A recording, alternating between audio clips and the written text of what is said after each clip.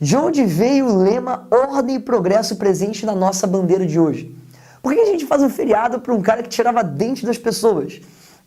Na aula de hoje a gente vai tentar responder essas curiosidades para você e, obviamente, fazer com que você estude mais e aprenda sobre esse conteúdo maravilhoso chamado de História.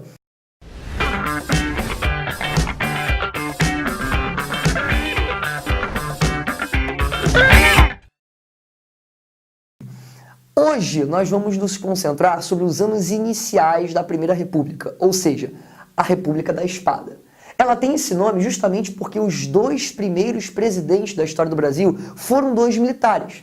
O militar, o marechal, Deodoro da Fonseca, e o marechal Floriano Peixoto.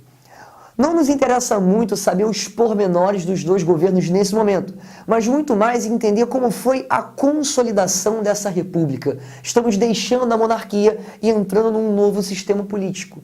E como todo novo sistema político, não há nunca um consenso. Pois haviam projetos distintos de república. Havia a república defendida pelos grandes latifundiários, chamada de república federalista, ou então uma república liberal, que defendia maior descentralização política, maior liberdade e autonomia para os estados. Por um outro lado, havia também uma república mais positivista.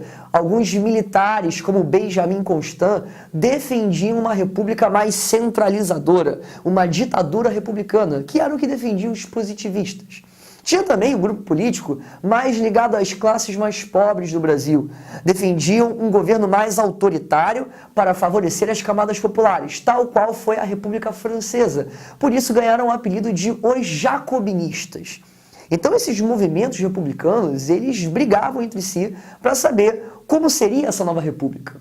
E o Marechal Deodoro da Fonseca, nos seus anos iniciais, ele foi o responsável pela consolidação desse regime. Exemplo número 1 são os símbolos. Sim, todo novo regime precisa de símbolos. E um símbolo muito importante que está sempre em disputa é a bandeira do país.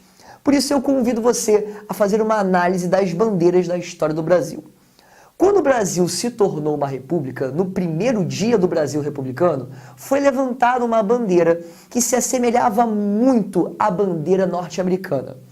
Dá uma olhadinha como é que era essa bandeira. Olha aqui do lado. A bandeira ela se inspira muito no modelo norte-americano. Listras horizontais, apenas com as cores do Brasil e com as estrelas, tal qual tem na bandeira norte-americana. Obviamente, essa bandeira representa os valores dos liberais, daqueles grandes latifundiários. Acontece que essa bandeira não foi adotada. A nossa bandeira ela é muito, mas muito influenciada pelo modo positivista de enxergar o mundo. O projeto positivista venceu na batalha da bandeira. Lucas, aonde eu consigo perceber o positivismo na nossa bandeira? Pelo lema do positivismo. O positivismo tinha um lema muito interessante que dizia o seguinte: amor por princípio, ordem por base e progresso por fim. O positivismo, ele não está presente na nossa bandeira apenas pelo lema. Por quê? Porque a nossa bandeira ela manteve as cores da monarquia. E os positivistas acreditavam que a sociedade estava sempre em evolução. Então é preciso preservar valores do seu passado.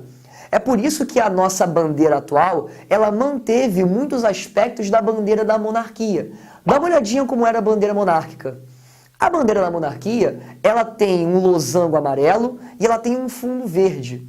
Símbolos, essas cores, são representações, são símbolos da família real. A família Bragança, de Dom Pedro I, e a família Habsburgo, da Imperatriz Leopoldina. Quando os republicanos transformaram essa bandeira monárquica em uma bandeira republicana, eles simplesmente tiraram a parte central, que é o símbolo da monarquia, e implementaram um azul celeste, que é representativo do dia de como estava o céu, como é que estava o céu na noite em que foi implementada a República no Brasil. É por isso que você percebe facilmente o Cruzeiro do Sul na nossa bandeira. Então, atenção, a nossa bandeira ela é positivista, pelo lema que há no meio e pela manutenção das cores. Então aquela história de que o verde é das matas, o amarelo é do ouro, isso é uma certa invenção para tentar apagar a memória monárquica que está presente sim na nossa bandeira. Um outro elemento muito importante dessa batalha simbólica, dessa batalha de símbolos, é a dos heróis. Todo povo que se preze ele tem um herói nacional. Pensa na França, uma grande heroína francesa é a Joana d'Arc. O Brasil também precisava do seu herói. E foi escolhido a dedo um cara chamado Joaquim José da Silva Xavier, também conhecido como Tiradentes. Talvez você não lembre muito desse cara, mas Tiradentes, ele foi um republicano da época da Inconfidência Mineira. Um cara que defendia não só a República, mas a separação de Minas Gerais e algumas áreas do Sudeste do resto do Brasil. E do Brasil, eu digo até de Portugal, porque naquela época o Brasil pertencia a Portugal. Os republicanos se inspiraram em Tiradentes para transformá-lo em herói pelo seguinte motivo. Ele era um mártir, ele morreu defendendo uma causa, ele morreu defendendo a República. E foi feita uma construção, uma narrativa que assemelhasse a história de Tiradentes com a história de Jesus. JC, pois é, porque Tiradentes ele morreu traído.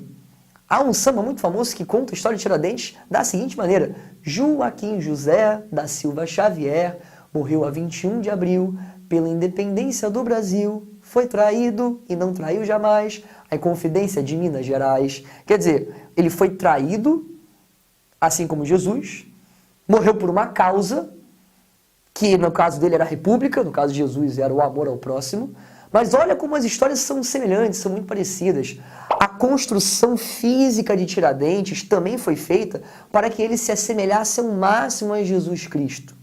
Então ficou evidente que esse herói cívico, esse herói nacional, ele foi construído pelos republicanos. A ideia era transpassar um herói que tivesse representado e defendido com unhas e dentes a República. Não só isso, que ele tenha morrido defendendo a República. Por fim, a gente também precisa falar da Constituição que foi implementada. A Constituição de 1891 é a primeira Constituição republicana da história do nosso país. Ela deixa de lado, ela apaga a Constituição monárquica de 1824 e traz algumas novidades. A mais importante dessas novidades está relacionada ao voto. Aqui cabe um parênteses. A nossa Constituição, ela é totalmente ao contrário da nossa bandeira. Se a nossa bandeira foi influenciada pelo positivismo, a nossa Constituição ela é totalmente influenciada pelo projeto liberal, a começar pelo nome. O nome do Brasil era República dos Estados Unidos do Brasil. Deu para perceber que a nossa Constituição ela pegou os valores americanos, pegou o liberalismo norte-americano, tanto que está presente no nome. E vai além. A nossa Constituição ela fala de federalismo, a nossa Constituição ela defende o presidencialismo, o mesmo regime norte-americano. Como eu havia mencionado ainda há pouco, o mais importante aqui é o voto. Por quê? Eu quero que você olhe para cá, para o nosso quadro, e observe os desenhos que eu fiz. Cada um desses bonequinhos é um exemplo de restrição que havia ao voto. Com um parênteses, um voto que era aberto, o voto não era secreto. Todos sabiam em quem você iria votar. E haviam muitas pessoas que estavam impedidas de votar. Eu coloquei aqui quem, de acordo com a Constituição, não poderia votar. Em primeiro lugar, as mulheres. Cabe uma ressalva muito importante. No caso das mulheres, a Constituição não especificava que a mulher estava impedida do voto. Mas naquela época o machismo era tão imperante, tão imponente, que era um consenso social que as mulheres não participavam da cena política. Então, os direitos políticos, os direitos de voto eram impedidos à população feminina. Então, o nosso bonequinho que representa as mulheres. Aqui do lado é uma pequena representação do povo negro. Os ex-escravos libertos, a população negra, muitas vezes era impedida de exercer a sua cidadania política. A Constituição também impedia os militares, os oficiais da baixa patente do Exército, o cara que se matou na Guerra do Paraguai, também não poderia votar. Além disso, clérigos, membros de ordens religiosas estavam impedidos de votar. E por fim, os analfabetos, representados aqui pela caneta e pelo livrinho, acho que deu para perceber. Os analfabetos também não poderiam votar. A gente está percebendo que existe, então, na grande parte da nossa sociedade, uma restrição ao direito de voto durante a Primeira República. A gente fala de uma restrição ao exercício dos direitos políticos. Grande parte da população brasileira estava impedida de votar. Para você ter ideia, havia mais gente votando na monarquia do que durante a Primeira República. Então, esses anos iniciais demonstram claramente duas coisas. Que a nossa bandeira teve a vitória do projeto positivista, mas na nossa Constituição e na nossa sociedade, o projeto que de fato foi vitorioso foi o projeto liberal dos grandes latifundiários.